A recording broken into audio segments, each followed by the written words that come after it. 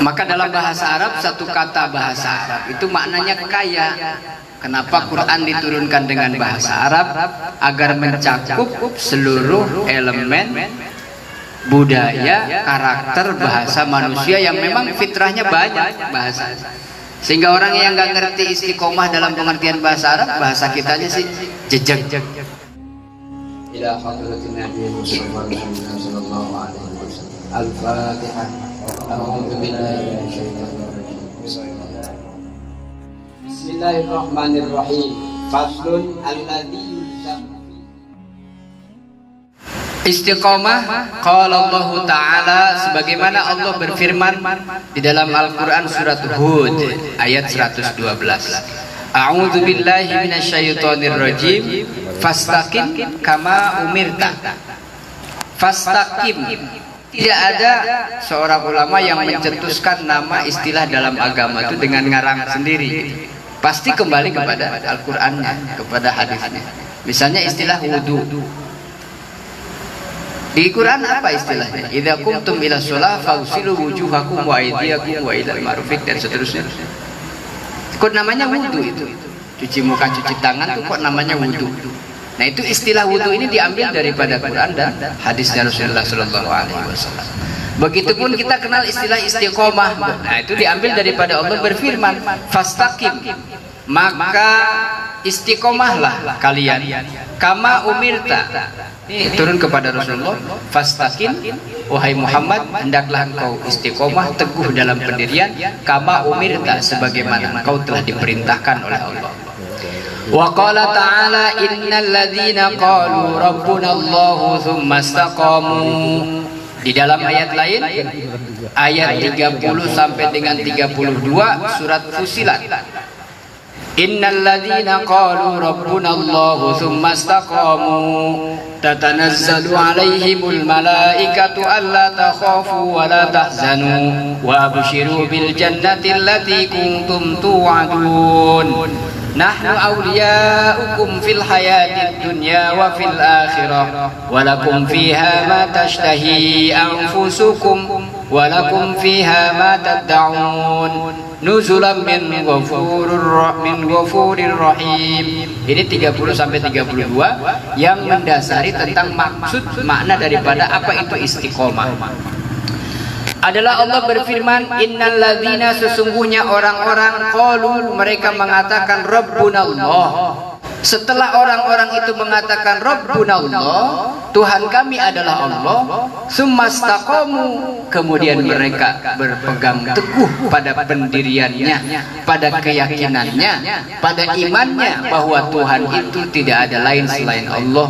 Kemudian diketahui, fa'lam annahu la ilaha illallah, ay maknahu, maknanya adalah la ma'buda fil wujudi bihaqqin illallah, tidak ada Tuhan yang wajib disembah dengan sebenar-benarnya kecuali Allah Subhanahu wa taala. Nah, mereka berpegang teguh. Setelah itu apa yang mereka dapatkan dari Allah? Istiqomah. Setelah meyakini ketuhanannya adalah tidak ada lain selain Allah, mereka berpegang teguh terhadap keyakinannya itu, maka tatanazzalu alaihimul malaikah, turunlah kepada mereka para malaikat-malaikat, ay indal ihtidar litubashirihim bil amni wassalam. Malaikat yang turun menaungi orang-orang yang beriman, membawa kabar gembira bahwa selama iman ada di dalam hatinya orang-orang yang beriman, selama itu pula malaikat menjaga imannya. Turunlah malaikat yang menjaga mereka, adalah para malaikat yang ditugaskan oleh Allah menjaga indal ihtidar. Ada kehadiran malaikat itu ada supaya orang-orang beriman ini diberi kabar tentang keselamatan, tentang keamanan, bahwa orang beriman pasti akan selamat dunianya dan akhiratnya. Waalaikumsalam. Allah takhafu wa la tahzanu, maka tidaklah mereka merasa khawatir, wa la tahzanu, dan mereka tidak merasa bersedih. Wa abshiru, dan mereka justru diberikan kabar bil jannah dengan surga, dengan kebaikan, dengan kenikmatan yang tiada tara, allati kuntum tu'adun, di mana surga Allah ciptakan, Allah siapkan untuk orang-orang yang beriman tadi kemudian beristiqomah di dalam imannya. Nahnu awliyaukum fil hayatid dunya wa fil akhirah. Allah melanjutkan dalam ayat selanjutnya bahwa kami adalah pelindung-pelindung kalian semua di dalam kehidupan dunia dan akhirat.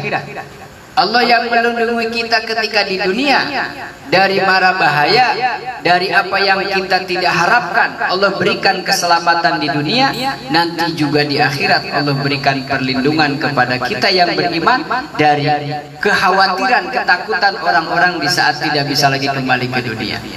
Takut barangkali amal yang dilaksanakan ketika hidup tidak diterima, takut barangkali timbangannya kurang, takut barangkali terpeleset di Shirathul Mustaqim, takut barangkali masuk neraka, begitu ujungnya. Nah, di saat takut kekhawatiran yang luar biasa itu, orang yang beriman punya jaminan dari Allah Subhanahu wa taala bahwa Allah melindungi tidak hanya di dunia tetapi sampai nanti di akhirat. Walakum fiha ma tashtahi anfusukum, dan bagi mereka, bagi kalian di dalamnya, di dalam kehidupan akhirat kemudian Allah berikan surga. Ma tashtahi anfusukum, apa saja yang di dalam kehidupan di dunia dulu kita hari ini sekarang diingini oleh setiap manusia, itu ada semua di dalam surga itu.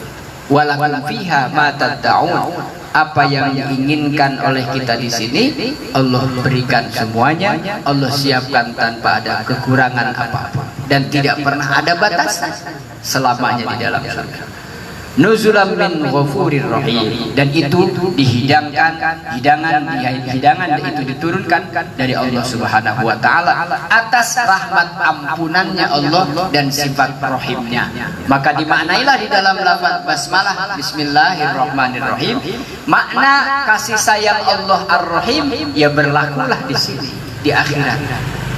Ar-Rahman itu Allah punya kasih sayang, tetapi tidak pandang bulu, tidak pilih kasih ke semua makhluknya, manusia, hewan dan lain sebagainya. Manusia yang beriman dan melawan sekalipun, bahkan tidak beriman sama sekali justru melawan, tetapi mereka tetap mendapatkan rahmat kasih sayang Allah selama di dunia saja. Tetapi di akhirat yang berlaku bukan lagi Ar-Rahman tetapi Ar-Rahim. Maka Allah katakan min ghafurir rahim, dari sisi Allah yang maha pengampun juga maha pengasih. Wa qala ta'ala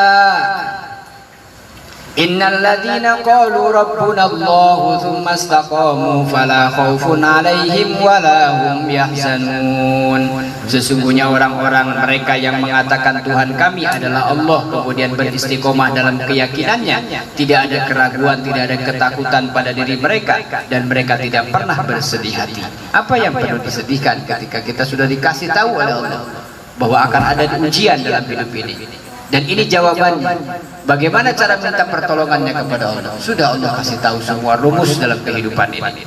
Tugas kita adalah menjalankan apa yang sudah Allah gariskan. Ulaika ashabul jannati khalidina fiha jazaa'an bima kanu ya'malun. Mereka yang sudah beriman tadi Allah berikan atau mereka dijadikan sebagai ashabul jannah. Mereka pemilik-pemilik, pengisi-pengisi atau penduduk daripada surganya Allah, tinggal di dalamnya khalidina, kekal, fiha jazaa'an bima kanu ya'malun, sebagai balasan daripada apa yang mereka lakukan ketika hidup di dunia. Aidiyafatan wa karomatan min rabbin ghaffarin rahimin, itu sebagai hidangan balasan dari Allah yang Maha Ghafur dan Maha Rahim. An Abi Amrah Sufyan bin Abdullah radhiyallahu anhu qala, tadi di dalam Al-Qur'an, sekarang di dalam beberapa riwayat hadis. Suatu ketika qultu ya Rasulullah, Sufyan bin Abdullah mengatakan, an Abi Amrah Sufyan bin Abdullah radhiyallahu anhu qala, tadi di dalam Al-Qur'an, sekarang di dalam beberapa riwayat hadis. Suatu ketika qultu ya Rasulullah, Sufyan bin Abdullah mengatakan kepada Rasulullah, ya Rasulullah, qul, katakanlah, li fil islami qaulan, ajarkan kepadaku tentang Islam, ajarkan kepadaku satu kalimat, satu hal penting tentang Islam, la as'ala anhu ahadan ghairak, yang saya tidak akan pernah tanyakan hal ini kepada selain engkau ya Rasulullah. Qala qul amantu billahi tsumma istaqim. Kemudian Rasulullah menjawab, "Qul, katakanlah wahai Sufyan bin Abdullah, amantu billah, bahwa aku beriman kepada Allah. Setelah itu apa? Tsumastaqim." Sudah, istiqomah di dalam iman. Rawahu Muslim. Faktanya di dalam kehidupan kita nih sebagian barangkali ya memang ada faktanya bahwa agama sebagian dianggap sebagai pelengkap sajalah untuk mengisi tertib administratif di dalam KTP-nya, di dalam KK. Jadi kalau ditanya, Pak, KTP-nya apa namanya, agamanya? Udah Islam aja. Yang banyak, karena kalau banyak kan ya ini agama dijadikan sebagai tertib administratif. Kapan dibutuhkan formalitas ini? Ketika dia sudah dewasa, orang yang tidak beriman ini kemudian tertarik hatinya kepada orang yang non muslim, atau yang beriman tertarik kepada yang non muslim, atau yang tidak beriman. Muslim dengan orang Nasrani, Kristen, Protestan atau Katolik, Hindu atau Buddha, dan kepercayaan atau agama yang ada di Indonesia. Nah, karena itulah kemudian mereka mau mengurus soal itu demi terwujudnya cita-cita mereka untuk bisa menikah. Yang penting satu keyakinan ya akhirnya jadi mu'alaf, masuklah Islam dengan mengatakan syahadat. Nah, kemudian setelah itu tidak menjalankan sebagaimana mestinya sebagai seorang muslim, itu yang kemudian sebagian orang menjadikan agama sebagai kebutuhan atau komoditi sesaat saja, karena butuh mau nikah dengan yang dicintai. Nah, begitupun dalam modus-modus yang lain. Maka agama ini, keyakinan kepada Allah, tidak bisa dijadikan sebagai bahan-bahan yang sederhana atau dijadikan sesuatu yang pelengkap saja. Ini prinsip di dalam kehidupan setiap mukmin. Tsumastaqamu, kemudian beristiqomah, pegang teguh. Artinya tidak bisa kita melaksanakan kekuatan memegang teguh keimanan ini tanpa melaksanakan syariatnya. Maka keyakinan mudah berubah apabila tidak diiringi dengan perbuatan atau amal-amal. Ini yang ditanyakan oleh sahabat Sufyan bin Abdullah. Apa ya Rasulullah tentang Islam yang itu sangat luar biasa dan aku tidak bertanya kepada yang lain? Kata Rasulullah, katakan amantu billah, kamu katakan iman kepada Allah, setelah itu kamu pegang teguh kuat-kuat. Sampai kapan? Sampai matinya dalam keadaan iman. Kemudian nyambung kepada ayat atau hadis yang lain. Nah, wala tamutunna illa wa antum muslimun. Yang dimaksud kul amantu billahi tsumastaqim qala al-qadhi Iyad hadza min jawami'i kalimatillah kalimi sallallahu alaihi wasallam. Syekh Qadhi Iyad, ai haqiqatul iman min fi qalbika. Yang dimaksud istaqim atau istiqomah adalah keimanan yang sebenar-benarnya yang tertanam di dalam hati. Tsumastaqim ala tauhidillah wa ta'ati. Jadi istiqomah di dalam keyakinannya, kemudian istiqomah dilanjutkan pada ketaatan kepada Allah Subhanahu wa taala. Wa imtithali awamirillah, dan melaksanakan apa yang diperintahkan oleh Allah fi sirtika wa fi siratika wa aqwalika, dalam perlakuan atau sikap dalam kehidupannya, dalam ucapannya, wa af'alika, dan perbuatannya. Tidak akan jauh daripada istilah yang sama adalah takwa, itu yang kita bahas. Beriman, istiqomah, artinya kuat, pegang teguh keimanannya. Di dalam keimanan itu ada aplikasi dalam kehidupan sebagai seorang yang beriman, adalah dia taat kepada Allah, laksanakan perintah dan jauhi larangan. Wa an Abi Hurairah radhiyallahu an, kemudian yang kedua daripada Abi Hurairah radhiyallahu anhu, qala Rasulullah sallallahu alaihi wasallam, qaribu wasaddidu wa'lamu annahu la yanjuwa ahadum minkum bi'amalih. Rasulullah mengatakan bahwa qaribu, taqarrub atau mendekatlah, bergegaslah, wasaddidu, dan persiapkanlah, wa'lamu, ketahuilah, annahu la yanjuwa ahadum, bahwa di antara kita semua tidak ada yang menjamin keselamatannya. tidak ada di antara kita ini selamat bi'amalihi, karena amalnya saja. Tidak ada manusia yang selamat dari azab siksaan di dalam kubur maupun nanti di akhirat di dalam neraka hanya bermodalkan amal saja. Qalu, sahabat bertanya, wala anta ya Rasulullah, apakah juga termasuk engkau ya Rasulullah? Qala wala ana, iya saya juga. Nah ini yang perlu dipahami. Jadi orang bertanya, kemudian Rasul mengatakan bahwa ketahuilah, siap-siaplah, cepatlah bergegas mendekat kepada Allah, jauhi daripada kemaksiatan, persiapkan nanti kematian akan datang, bahwa sesungguhnya manusia tidak akan pernah selamat dari siksa api neraka cuman bermodalkan amal saja. Sahabat ini bertanya, kalau engkau gimana ya Rasul? Sama. Nah ini ya, sementara Rasul sudah ada garansi daripada Allah Subhanahu wa taala. Konteks pertanyaan ini Rasul menjawab supaya orang tidak merasa dipilah-pilah dan diyakini bahwa setiap manusia tidak ada yang dijamin oleh Allah Subhanahu wa taala. Maka Rasul menjawab, iya termasuk saya. Apa dong yang membuat kita bisa selamat dan masuk surganya Allah? Wala ana illa ayyataghammadani Allahu birahmati, termasuk saya juga, kalian juga, semua manusia masuk ke dalam surganya Allah itu tidak hanya bermodal amal, tetapi rahmatnya Allah itu yang sangat besar. Wa minhu wa fadli, daripada rahmat Allah, anugerah Allah dan keutamaan Allah. Wal muqarabatu al qasdul ladzi la ghuluwan fihi wala taqsira wasadadu al istiqamah wal isabah wal luzumu taatillahi ta'ala wa hiya min jawami'il kalim. Nah, maksud daripada istiqomah tadi adalah menyiapkan istiqomah di dalam keseharian, terus menerus dalam ketaatan, tidak hanya dalam satu waktu saja atau musiman. Musimnya baca tadarus kapan? Ramadan. Berarti ntar aja dah baca Qurannya pas puasa. Musim zikir kapan? Ntar malam Jumat. Kan ada pengajian sekalian gitu. Dan lain sebagainya. Di rumah kalau bukan malam Jumat bagaimana? Ya sama, silakan. Hasbunallahu wa ni'mal wakil, ni'mal maula wa ni'man nasir, dan seterusnya apa yang dibaca. Nah, maka tidak ada musimnya ketaatan kepada Allah, itu yang disebut dengan istiqomah di dalam ketaatan. Tidak ada orang yang bisa selamat daripada siksa api neraka kecuali karena itu semata-mata berkat rahmat dan kasih sayang Allah Subhanahu wa taala. Al jannatu yadkhulul mu'minina yadkhuluhal mu'minuna bi fadlillah. Ini yang perlu kita pahami. Suatu ketika ada cerita banyak dikisahkan dalam amalan para ada ahli ibadah, ada istilah ahli ibadah itu abid. Siapa sih ahli ibadah itu? Yang siamun nahar wa qiyamul layal. Siamun nahar, sepanjang siangnya berpuasa.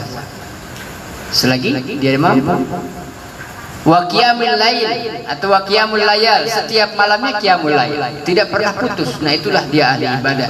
Yang dalam satu kitab Ta'limul Muta'allim disebutkan bahwa al ulama'u kal badri, seorang ulama itu seperti bulan purnama, wal abidin, dan orang-orang ahli ibadah seperti bintang-bintang. Dua-duanya bercahaya tetapi fungsinya yang berbeda. Jadi perlu ada seorang ulama yang memahami ilmu agama sebagai penjaga daripada syariat agama. Dia bercahaya di atas seperti bulan purnama, kata Rasulullah. Dirinya sendiri terang, benderang bercahaya, juga bisa menerangi orang banyak. Itu ulama. Ahli ibadah siapa? Mereka yang istiqomah tekun dalam ketaatan kepada Allah. Indah seperti bintang-bintang, berkelip-kelip, tetapi untuk dirinya sendiri. Maka fungsinya berbeda. Nah, itu yang diceritakan suatu ketika dalam salah satu kitab tentang masalah istiqomah.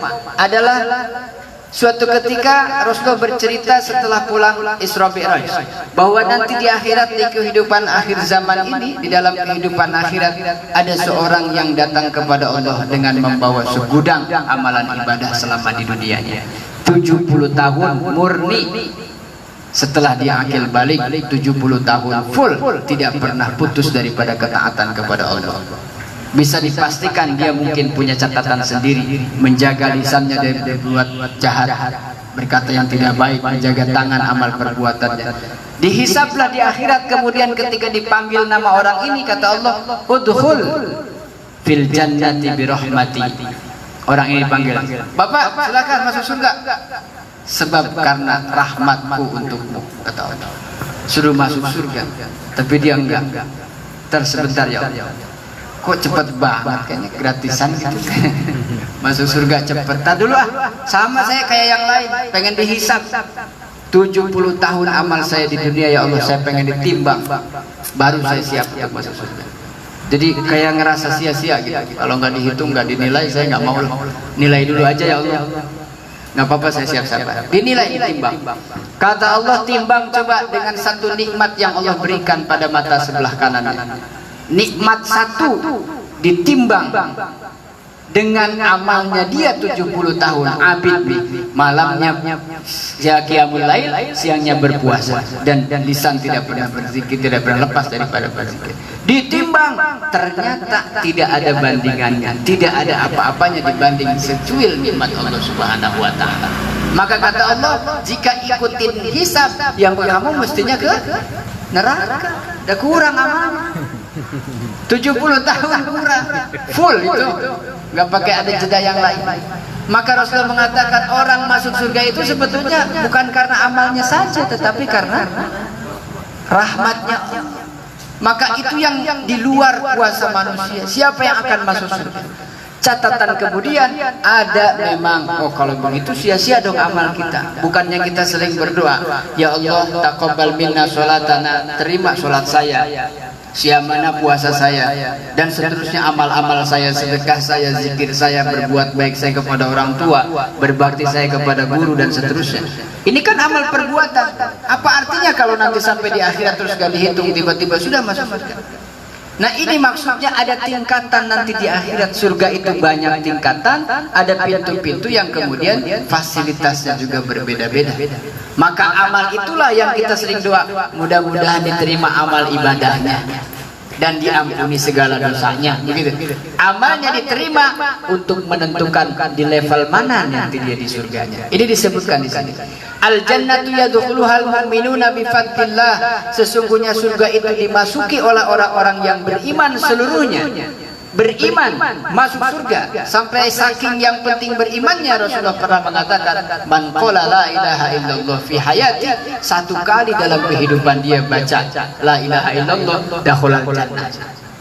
Ada sedikit saja keimanan di dalam hatinya bahwa tidak ada Tuhan selain Allah, masuk ke dalam surga. Persoalannya adalah cepat atau lambat, tingkat 1 atau tingkat 2, 3 dan seterusnya. Yang membedakan adalah amalnya. Wa ammat darajatu fil jannah, ini yang dimaksud. Adapun derajat, tingkatan-tingkatan di dalam surga, fatakunu bil a'malis sholihah. Jadi amal soleh yang kita lakukan ini, puasa kita, zakat kita, haji dan seterusnya, amal-amal di dalam agama untuk menentukan derajat tingkatan surganya di tingkat mana. Sehingga lebih spesifik Rasulullah menceritakan ada surga khusus untuk orang-orang yang ahli puasa Senin Kamis, ada surga khusus yang orang ahli berbuat baik, birrul walidain, ada surga khusus untuk orang yang bersedekah, ada surga khusus untuk para ulama dan para aulia. Nah ini kita mau di mana? Sampai pasrahnya kita kepada Allah, ya Allah di terasnya juga nggak apa-apa dah, asal masuk surga aja gitu. Jangankan teras 40.000 tahun tercium bau surga itu, kenikmatannya sudah tidak tiada tara, baru baunya aja. Sehingga ada orang yang masuk surga dengan malu-malu, suruh masuk, udah ya Allah sini aja makasih gitu, karena dia ngerasa tidak layak. Apa yang dijadikan doa yang kemudian syair ilahi lasuril firdausi ahla. Seorang ahli ibadah, seorang ulama besar, seorang yang keilmuannya tinggi dan keimanannya tinggi, kemudian dia mengatakan ilahi lastu lil firdausi ahla, bahwa saya tidak pantas untuk masuk ke dalam surga firdaus. Ya, itu dikatakan. Ya kalau sudah begitu berarti kamu kena neraka saja. Wala aqwa ala naril jahil. Tapi saya juga nggak kuat kalau masuk neraka. Lalu pengennya apa? Ke surga nggak pantas, ke neraka juga ogah. Jadi di mana? Ya udah kamu di teras aja. Jadi nanti nih, kalau Allah sudah kita masuk surga, udah jangan ingat amal saya Allah, nggak usah. Cepetan, takut Allahnya minta dihisab. Langsung aja, ya makasih ya Allah, masuk cepetan lari. Ayo masuk. Ya Allah, ntar saya dulu punya amal saya besar, nggak usah, masuk aja udah. Nah, maka Rasulullah mengatakan bahwa orang masuk surga itu wasilah daripada rahmatnya Allah. Kalau mau dihitung dihisab, makanya ada doa yang kita supaya diringankan hisabnya. Kalau dihitung satu-satu, coba dihitung satu-satu. Sholat satu sholat, dari mulai wudunya, cuci wajahnya, cuci tangannya, dinilai detil sama Allah. Kepalanya, telinganya, niat di dalam hatinya. Terus cara berjalannya, naruh sendalnya. Belum kalau sendal berangkat pakai sendal hitam, pulangnya pakai sendal putih. Dikurangi lagi minus, di jalan nyela orang lagi minus lagi. Habis itu pahala kita terkikis kalau mau dihitung sama Allah. Makanya mendingan gak usah. Minta supaya tidak dihisab gitu. Nah, itu keuntungan sebagai seorang mukmin, rahmat Allah luas. Nah, mudah-mudahan kita termasuk orang-orang yang kalau dihisab pun Allah ringankan hisabnya. Allah kurangi semua yang minus-minus itu, ditambahkan kebaikannya. Maka hadirin jamaah sekalian, dengan meningkatkan keimanan, ketakwaan, dengan banyak kita mengisi waktu yang dengan hal yang positif, yang baik, yang bernilai ibadah, itu maksudnya mengimbangi keluputan kesalahan yang kita lakukan yang mungkin saja tidak disengaja. Ya, sebagaimana Rasul mengatakan, wa ittaqillaha haitsuma kunta wa atbi sayyi'atal hasanah. Selalu saja berbuat baik yang banyak, karena kita juga sudah berbuat buruk yang banyak yang kita tidak sadari. Dengan kebaikan itulah keburukan ini bisa dihapus. Kalau satu niat seorang mukmin dihargai 1, kemudian dilakukannya dihargai 10, berarti sudah punya poin 10. Ketika satu berbuat jahat, baru ada rencana, Allah belum catat. Tapi ketika sudah dilakukan, Allah catat 1. Jadi bandingannya, kalau satu kebaikan adalah 10, berbuat jahat 1, masih punya 9 poin. Tetapi jangan hitung-hitung itu, takut salah ngitung. Kayak tadi tuh, udah 70 tahun salah ngitung begitu kan. Makanya nggak usah dihitung-hitung. Amal baik sebanyak-banyaknya. Tetapi kalau ada yang buruk, coba tolong diintrospeksi, evaluasi. Mudah-mudahan diampuni oleh Allah Subhanahu Wa Taala. Yang kaitan dengan Allah, kaitan dengan sesama, kita sudah bahas dengan cara yang kemarin, bagaimana hablum minallah dan hablum minannas mesti seimbang. Mudah-mudahan sedikit banyak, ini babnya memang cuma beberapa hadis ini dalam bab istiqomah. Jadi istiqomah kesimpulannya adalah memegang teguh keimanan, sebagaimana makna al-iman at-talaffuzu bil lisan, meyakinkan dengan lisannya, mengucapkan dengan lisannya, wal yaqinu bil qalbi, ada keyakinan yang kuat di dalam hatinya, wal a'malu bil arkan, diaplikasikan keimanan itu dalam perbuatan sehari-hari, laksanakan kewajibannya, hindari larangannya. Nah, sampai pada ajalnya tiba, tidak pernah meninggalkan kehidupan ini illa wa antum muslimun, kecuali dalam keadaan muslim, dalam keadaan iman kepada Allah, maka jaminan dari Allah adalah surganya. Amin ya rabbal